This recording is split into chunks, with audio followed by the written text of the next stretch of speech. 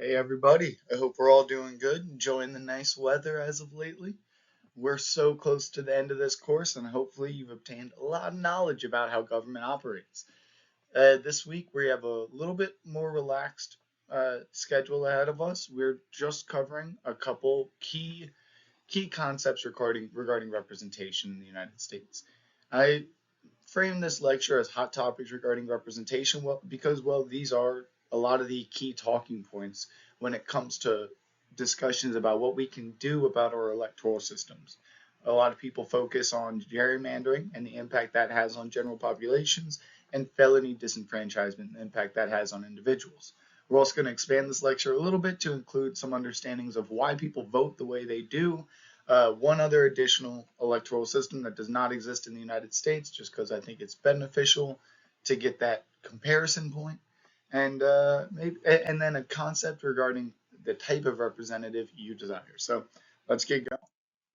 All right, learning objectives. Kind of already rambled through these, but what is proportional representation in the and is it present in the U.S.? What drives voters in the United States? We're going to identify three key things.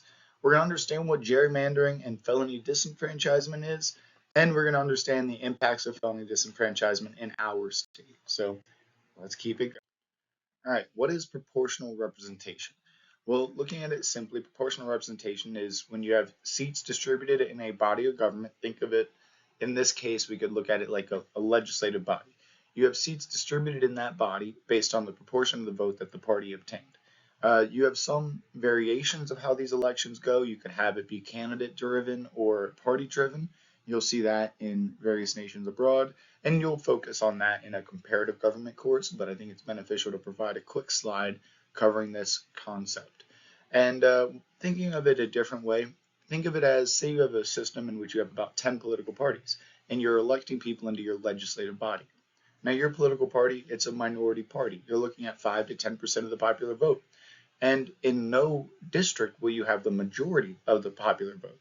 So if you use winner takes all or first past the post, you would not have an electoral system in which those third party candidates, only obtaining 5 to 10% of the popular vote, will gain seats in the legislative body. In a proportional representation system, you would have them obtain, if they obtain 5 to 10% of the vote, they would obtain 5 to 10% of the legislative seats available.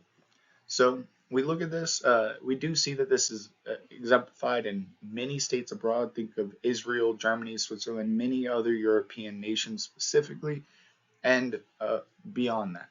We also see in this system there is strong encouragement and building of minority parties, third, fourth, fifth, sixth parties, to be able to have actual representation within legislative bodies.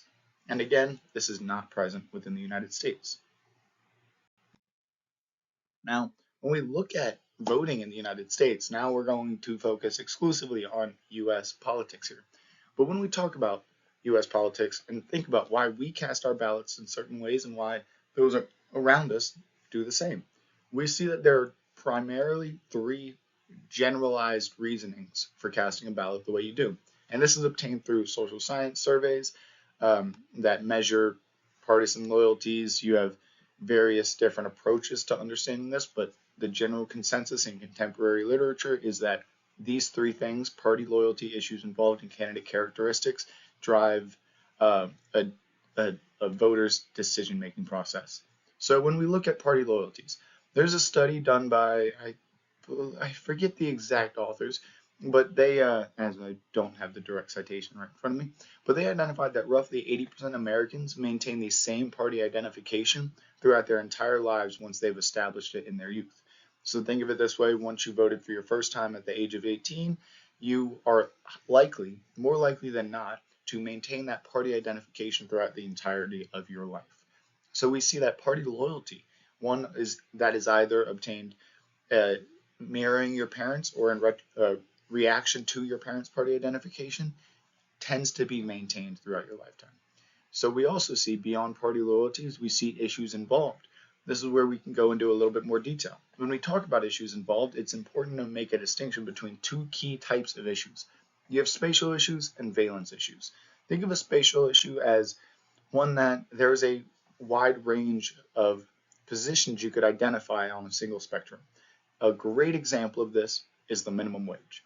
The minimum wage could be $7.25 like it is in Virginia, where I grew up. Sad it was not fun making that minimum wage, I will say. So it could be $7.25 at the lowest points, or it could be up to $15 an hour if you live in a place like Seattle. I think it's 9 something here. I'm not too certain. But we do see spatial issues are well represented by the minimum wage because every state, every individual can think of a different dollar amount that should be paid to minimum wage workers per hour. So that is a spatial issue. You can see other spatial issues include the women's reproductive rights, as you have a wide range of policy positions throughout the U.S. throughout each U.S. state. You have marginal tax rates. The rate you tax each income bracket could vary. That's a great example of a spatial issue. So any issue in which you can see numerous positions in which individuals could rationally identify as adequate. Valence issue, on the other hand, are issues where all voters will generally prefer a higher value. Think of it simply as a greater GDP in the United States, a greater rate of honesty of your representatives, a greater extent of being able to access your government. Valence issues, we generally all prefer higher values. While spatial issues, a wide range of policy positions can be identified between each individual. So why do we vote the way we vote? Party loyalties. We maintain them for the majority of our lives. We look at issues involved, those spatial and valence issues that can mobilize individual voters. We do see this in every single election, some subpopulation that is mobilized by various, especially spatial issues. But you also see some valence issues playing roles when it comes to certain elections. We also see the final reason that individuals vote the way they do is candidate characteristics. I always say this is one that we in our generation can very easily see in contemporary elections. Whether you like our contemporary politicians or not, you do see that they have garnered a lot of attention for the positive or negative, but they have gathered a lot of attention and garnered a lot of votes through their unique characteristics and unique approaches to campaigning and politics at large. So we see why we vote the way we vote. Well, we vote because our party loyalties, we establish them in our youth based on our family or community. We maintain them for a long time, oftentimes our entire life. We see issues involved can mobilize individuals to change the way they vote or vote when they previously hadn't participated. And additionally, we can see the unique attributes of various candidate characteristics, mobilizing many to vote the way we vote. So let's talk about the one concept. We have a video on e-online regarding this, and I do suggest you go through it. It's presented by Vox, and it has an angle in which they focus on the contributions of one individual when in the origins of gerrymandering. But it is important to note that this is a practice that has been maintained by both political parties in contemporary elections, and understanding how this operates is the first step to understanding how we may diminish its harms. So what is gerrymandering? Well, for one, our textbook, page 302, goes in depth on this, but gerrymandering, for one, requires single-member districts.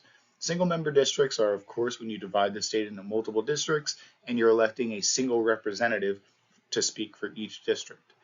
So in gerrymandering, you see the manipulation of those single-member districts of an electoral constituency's boundaries, so it favors a party, a class, or a specific demographic. We have had various pieces of legislation going in effect that restrict those who are redrawing district boundaries from considering things like party identification in the last election. But we have seen, in response to that, various politicians use other metrics of measuring populations to determine the best ways to draw the lines of a specific district. So, of course, we remember what gerrymandering is, the manipulation of an electoral constituency's boundaries to favor a party, class, or a specific collective, and it is required that you have single-member districts to be able to have gerrymandering be effective. And we also know that when you have a majority party in many states, this has changed in recent years in reaction to the outcry against gerrymandering, but you see that majority parties can redraw district maps during census years. We saw in 2020, Montana gained a new seat within the United States House of Representatives because our population increased, which required a district redrawing, and that is why we have the new districts we have in western Montana at the moment. So when we think about gerrymandering, a visualization is always beneficial. So to visualize gerrymandering, you can see these are some of the most heavily gerrymandered districts in the United States. You can see Maryland's 3rd district is, and of course, this is not an island. This is not a random specific city district. This is a general population. The white parts that are, the gaps in the middle of that uniquely drawn district in Maryland still have significant populations. Oftentimes you can see the very thin, let me see if I can get a red dot going here. You can see this very thin line right here. Oftentimes you'll see populations connected via highways that do not have populations, but because you have to have a continuous geographic location, you see these unique approaches applied.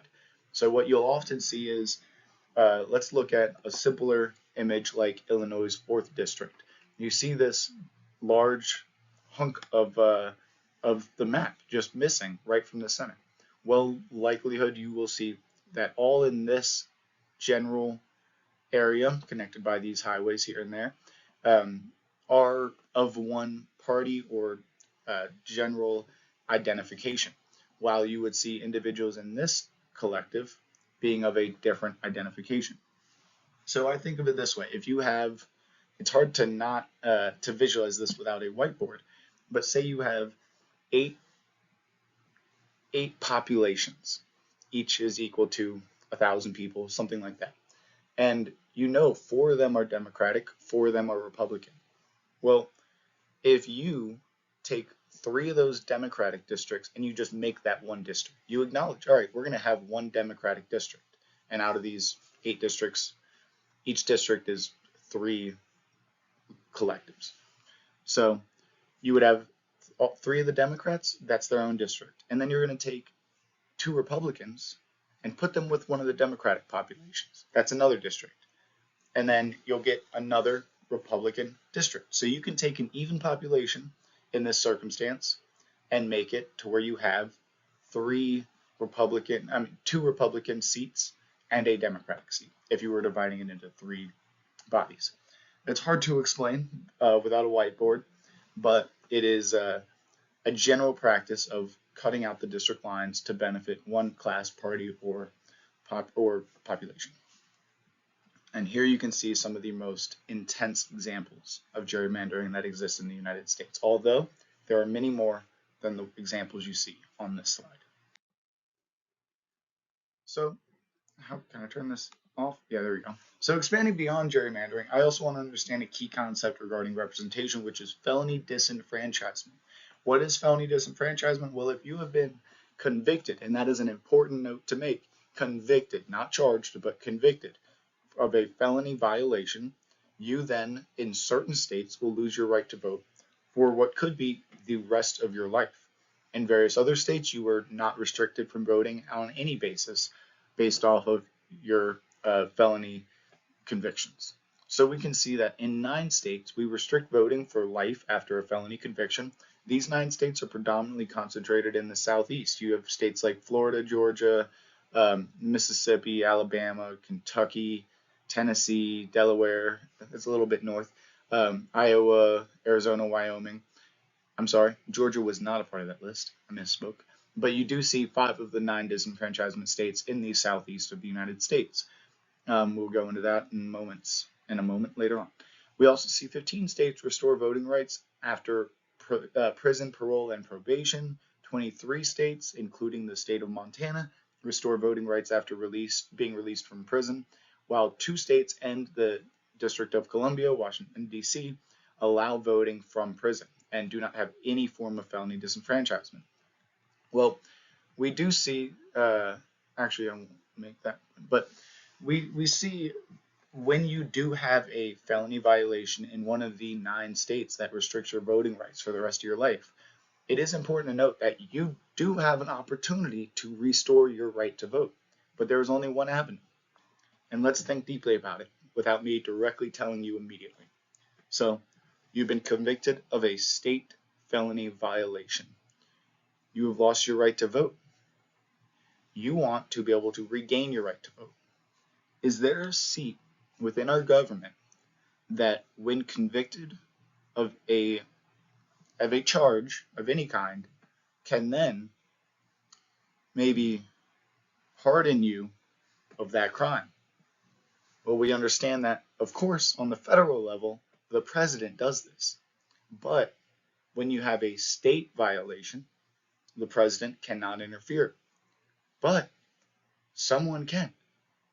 And if you think about the executive branch and how the executive branch operates on the state level, you would identify the governor to be an individual with a unique power in this circumstance. So, if you are in one of the 9 states in which you lose your right to vote for the rest of your life after a felony conviction, you can have your right to vote restored if you are pardoned from the governor of the state you are trying to vote in. So there are ways to restore your vote through the pardons provided by a governor. So let's talk again about felony disenfranchisement with a visualization. We can see in the Northeast, Maine and Vermont, and a little green dot right above Virginia and Washington, D.C., where you all know where that is. We see there is absolutely no felony disenfranchisement in effect. It is unrestricted, and individuals are enabled to vote from prison. We also see concentrated heavily in the Southeast, those orange states. In addition, Wyoming, Arizona, and Iowa, along with Delaware, so it is not exclusively concentrated. We see the right to vote lost for the remainder of your life after a felony conviction. And as you go from dark blue to light blue, you see the diminishing repercussions of a felony conviction regarding your right to vote. And in the state of Montana, over there represented in the light blue, we do see you have your right to vote restored after being released from prison. Not prison parole, but just from prison. So if you are among the general population, you have a right to vote in the state of Montana. I always look at Virginia over there, where I come from. It's nice to have 2 consistent states, easy to remember the policies between them. And of course, I always like to use one example, a comical example that, of course, is not being enforced in recent years, but in the state of Florida. To put this into perspective, at times, there is a law that is punishable via felony in the state in which, if you were to tamper with another individual's lobster trap, you may be violating a felony and convicted of a felony. And if you are convicted of that felony in courts, you will then lose your right to vote for the remainder of your life, as it is not circumstantial but applied to all felony convictions, regardless of whether there is a specific victim or not, or how comical the charge may be. Now, of course, I gave that absurd example, but I also want to point out that there has not been an individual who has lost their right to vote for the remainder of their life because of their tampering of a lobster trap. But it is one of many laws in effect in our books today that is not enforced, although theoretically and technically you can have that charge result in a felony conviction that would result in your right to vote lost. Now, say you live in Florida and you want to vote in the presidential election, but you have been charged for a felony conviction in a different state, like, say, Pennsylvania. Well, because your felony conviction is not in the state you vote in, you can then still cast a ballot even though the state you live in restricts voting for all felons. So you will see some unique circumstances like that although an individual is a felon and voting out of the state of Florida, Alabama, Mississippi, Tennessee, Kentucky, Iowa, Wyoming, Arizona, and Delaware, they will still be able to cast a ballot if their felony conviction is from a different state. So it's a nuanced policy, and there are some unique workarounds, and it is worth noting and very important to remember what form of felony disenfranchisement exists in the state of Montana. Now, when we talk about representation, your right to vote, who are you even voting for? We know why, when we look at the general population, there are 3 reasons why people cast their ballot: party loyalties, issues involved, spatial valence, or just candidate characteristics. But when we look at our representatives, there's one or two approaches you can take when electing individuals in a republic, in a representative democracy. You can either aim to have delegate representatives or trustee representatives.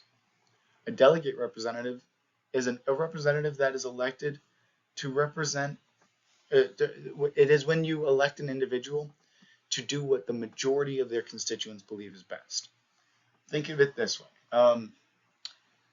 I think, let's just take a random local issue of, say you're electing a representative and the issue of water rights has come up, but the general population that that representative, you know, represents, they 90% of them want more water put into Flathead Lake.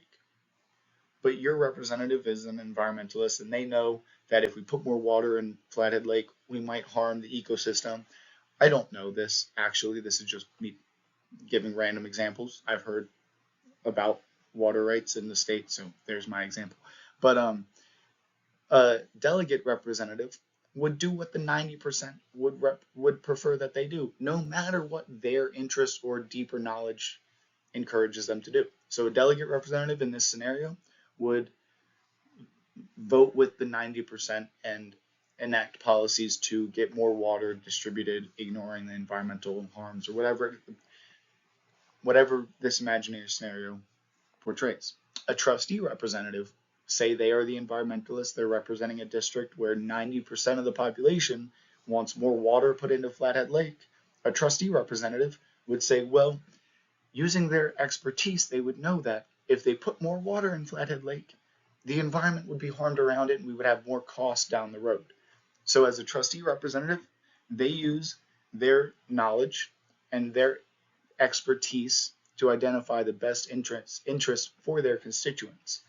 It's not that they ignore their constituents, but they are trying to enact policies that statistically benefit their constituents more so, instead of focusing on listening to their constituents perfectly. So when you elect representatives, do you elect an individual who will act as you would act in that seat every single specific instance? Or do you want to elect an individual who uses their past experiences, expertise, and knowledge of the content to identify what is best for their constituents, even if it might not be what they desire in that immediate instance?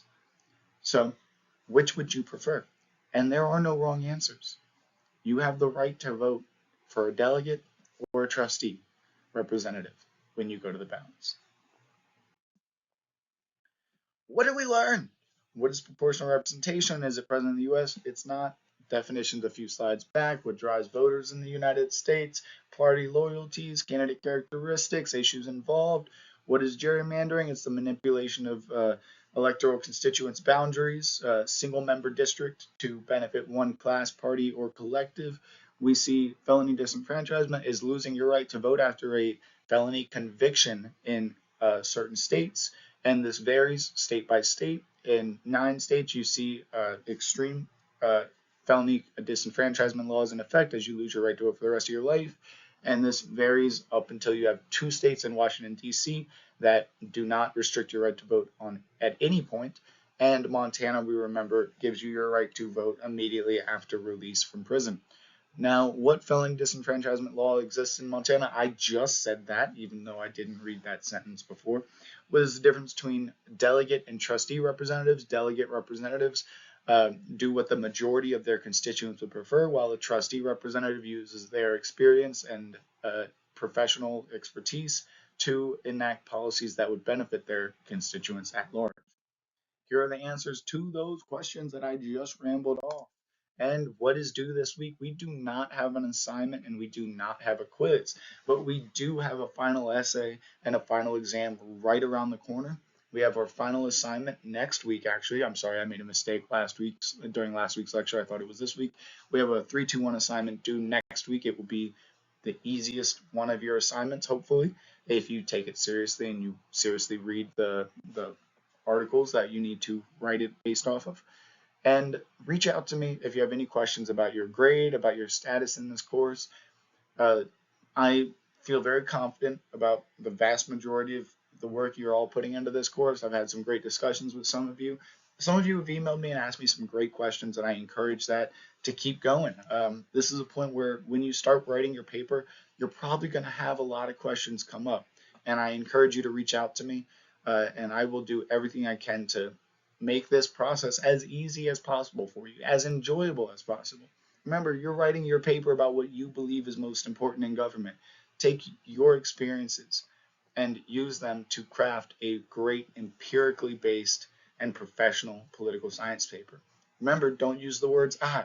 Make sure you tell me, you let the data and the policy that you're examining drive the paper instead of your interests. I always had a professor in graduate school, and whenever we would say, graduate school consists of like 3 4 hour course classes, and then it's really just you sitting at a round table with your professor and a handful of other people a lot of times, and they will ask you questions about the readings and encourage you to summarize the readings perfectly right on the drop of a dime. Well, sometimes we would fall into, I feel like the author was trying to say this, I noticed this, and then the professor would always say, I don't care what you think. I want to know what the paper says, and I want it to be presented to me as if you weren't even the one presenting it, as if anybody in the world, as if Google or ChatGPT presented it to me. That's what I want. So again, don't use Google or ChatGPT. If you're struggling to figure out the angle you want to write your paper, it is great with understanding concepts in more detail, using it for research. You will always have to fact check ChatGPT, but it is great for researching. Do not use it to edit your grammar or write a single sentence of your paper or really even give you that much structure. But research it's great for, so don't abolish it, but if you use it to write your paper, I know I've already caught people. I catch people every semester, and it is not a pleasant experience. And it is, I do have the ability to objectively prove that you have used ChatGPT or any large language model. I do this as a side gig working for these companies. I understand when it is used. So please do not try and be slick and use ChatGPT unless you're researching the content. Reach out with any questions. Remember, formatting is important, and I'm here to answer any question you could imagine. I also noticed one person brought this up. There is a brief mention of a rough draft in the document summarizing the final term paper.